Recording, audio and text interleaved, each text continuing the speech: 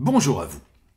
Aujourd'hui, je vous propose une petite révision, en 4 minutes chrono, de 2 repères philosophiques qu'il faut connaître pour le bac, le nécessaire et le contingent. Commençons d'emblée par le fondamental, car si vous ne disposez que de 30 secondes, voilà ce qu'il faut absolument retenir de ces deux notions qui s'opposent. Le nécessaire, c'est ce qui ne peut pas ne pas être ou ce qui ne peut pas être autrement qu'il n'est. Le nécessaire, c'est ce qui relève de l'inéluctable, de l'obligatoire. C'est ce qui doit être.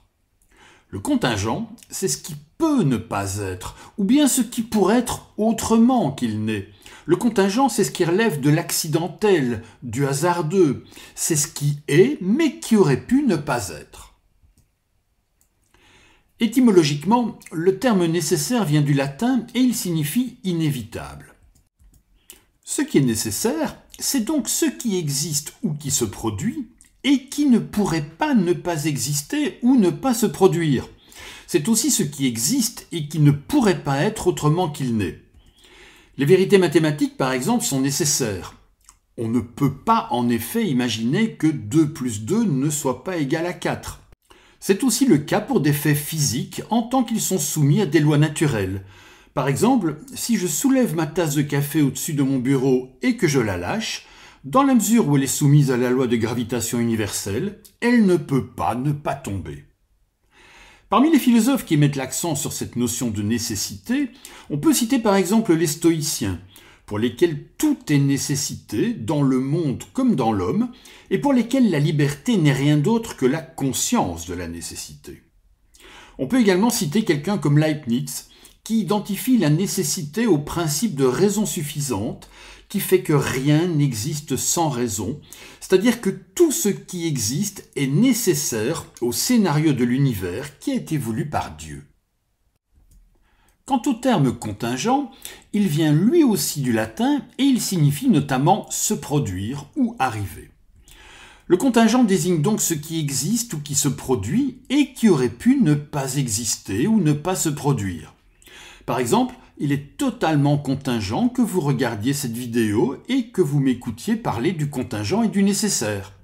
C'est un événement qui se produit, mais qui aurait pu ne pas se produire. De même, il est totalement contingent que j'ai rencontré ma compagne et que nous nous soyons plus. C'est quelque chose qui est arrivé, mais qui aurait pu tout aussi bien ne pas arriver. Le contingent désigne aussi ce qui existe, mais qui aurait pu être autrement qu'il n'est. Plutôt que de regarder cette vidéo actuellement, vous auriez très bien pu la regarder seulement demain, dans une semaine ou dans un mois.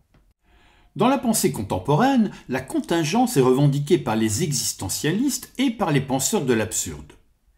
L'être humain est présenté par ses auteurs comme étant sans raison, sans nécessité, ce qui est source de liberté, mais aussi d'angoisse. Dans le roman de Sartre, La nausée, par exemple, le personnage principal, Antoine Roquentin, est d'ailleurs saisi d'angoisse quand il découvre cette contingence radicale des choses, à savoir que l'être est fondamentalement contingent, puisque chaque chose, chaque être aurait pu ne pas exister. Je suis un être contingent, car en effet, si ma mère n'avait pas eu d'enfant, je n'existerais pas. Au point de vue philosophique, cette opposition entre le contingent et le nécessaire débouche sur des interrogations importantes et souvent passionnantes.